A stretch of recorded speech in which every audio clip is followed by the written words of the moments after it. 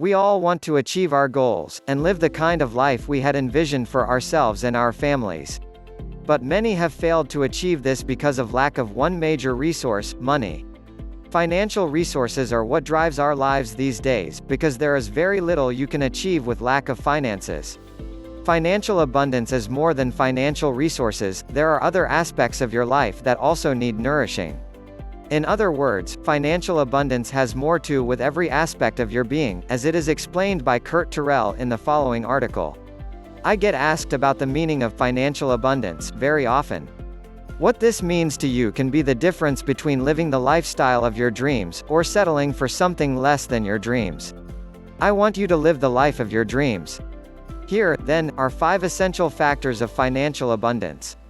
The abundant mindset. Thousands upon thousands of books, articles, media, programs, and so much more have been produced that discuss the awesome power of our minds, and the influence of our thinking upon our lives. It is difficult to say enough or emphasize enough that truth. As I see it, we are exactly as we think. In my work, I recommend the adoption of an abundant mindset. This means so much more than finance or money. However, for the purposes of this article, I will discuss abundance only as it applies to the world of money and finance. A financial abundance mindset means enjoying an abundant amount of money, and yet not allowing greed. Greed does not work. Gordon Gekko. Of course, financial abundance will be a relative concept, it will probably mean something different to each person.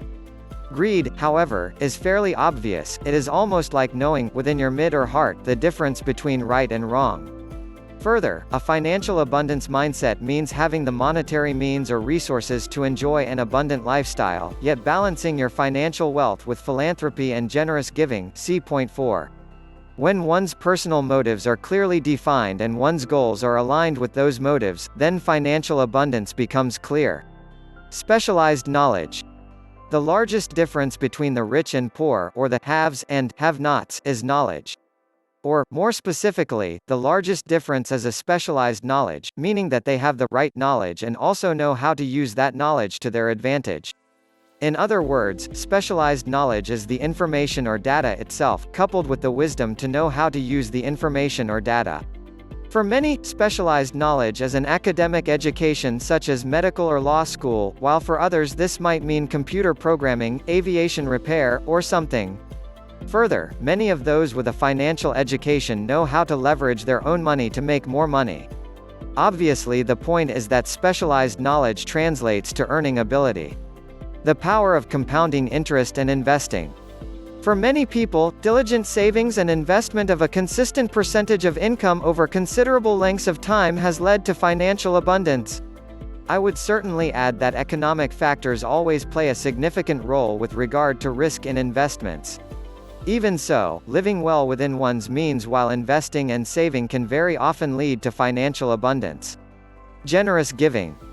Generosity does not necessarily mean giving away or donating money. Mr. Zig Ziglar has said, "If you can dream it, then you can achieve it.